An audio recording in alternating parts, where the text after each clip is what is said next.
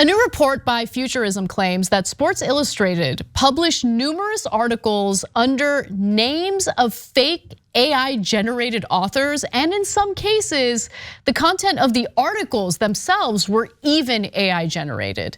So it's already begun. One of the concerns about AI is that it'll be used to replace actual workers. In this case, it is replacing the work that writers would do for Sports Illustrated. So how did Futurism come to this conclusion? Well, they take Drew Ortiz, okay, as one of the examples they looked at, whose Sports Illustrated biography reads as follows. Okay, Drew has spent much of his life outdoors and is excited to guide you through his never-ending list of the best products to keep you from falling to the perils of nature. Nowadays, there is rarely a weekend that goes by where Drew isn't out camping, hiking, or just back on his parents' farm. Okay, Drew Ortiz's biography sounds great. But turns out this guy has no social media presence, which isn't indicative of anything. Some people are smart and they've decided to forego any behavior or activity on social media. I'm jealous of those people. I wish I could do that. But there was also no publishing history for Ortiz. He did have a picture on the Sports Illustrated website though. There it is, there he is, Drew Ortiz. Okay, the only problem is you could find the same picture for sale on a website where you can buy AI generated headshots. So that is an AI generated headshot. That is not a real person. That is not Drew Ortiz. So Drew is listed as neutral, white, young adult male with short brown hair and blue eyes. So that's the description for that headshot, that AI generated headshot.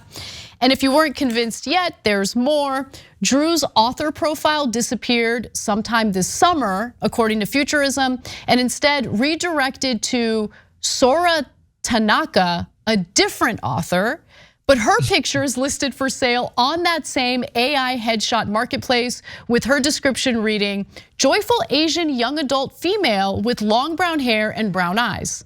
Futurism also reports that in every instance such as this, when the authors would be like swapped out, the attributions on all articles would also change. For example, Sora Tanaka's, by the way, anyway, all right, we'll get to that. Sora Tanaka's name was listed as the author of every piece that Drew Ortiz wrote. And it wasn't just the authors that were AI generated. According to an anonymous source involved in the creation of the content, at least some of the articles were also made or written using AI. The AI author's writing often sounds like it was written by an alien. One Ortiz article, for instance, warns that volleyball can be a little tricky to get into, especially without an actual ball to practice with.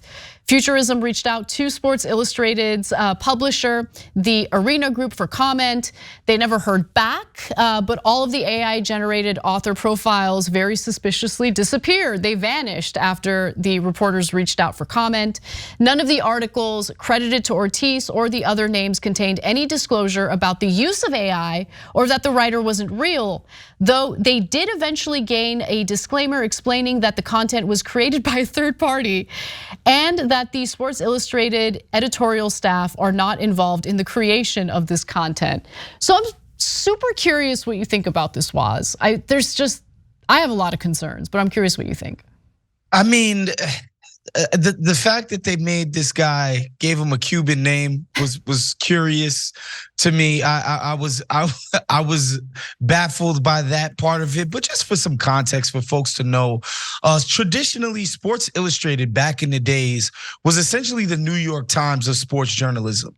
It was the most prestigious byline that you could have in sports journalism. Those days are long gone, and it hasn't really been a reputable outlet for about 15 years now. 10, 15 years on the low end, right? And so that's just so you can know, and why it's gotten that way, you guys will be shocked to learn. Private equity has gotten their hands on Sports Illustrated, and they've gutted and strip mined this thing for parts, and now it's a joke. And so, yeah, this is what you get out of what I'm telling you guys used to be the New York Times of sports journalism. That's what the brand has now become. As far as this article is concerned, to be honest, Anna, as you know, both of us are can be considered people in the creative industries. Nobody read this damn article. Nobody reads Sports Illustrated. I like, it's kind of one of those things where it's no harm, no foul here. Obviously it was very terribly written and obviously Drek. So I tend not to be so fatalistic about a lot of this AI stuff in the creative industries, but I don't know. I think this is a little bit much ado about nothing, about a brand that no longer matters, and some articles that absolutely nobody read. Look, I think that you're overall right about, in this particular situation, this particular context, it's not that big of a deal. I think that the lack of disclosure for the readers, I mean, look, I think you're probably right that no one read these articles except for the reporters over at Futurism apparently. But that disclaimer, that disclosure should be clear, and readers should know this was generated using AI technology and it wasn't written by an actual human being, right? That should be clear. But I also agree with you in that, being fatalistic about AI technology is here, it's gonna continue to advance. And so rather than being fatalistic about it, I think it's important to start organizing and pressuring Congress to think about regulatory mechanisms to ensure that ordinary people are protected, that workers are protected.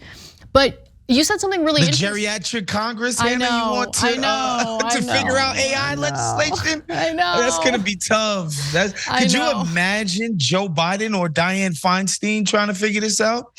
I definitely can't imagine Dianne Feinstein trying to figure it out.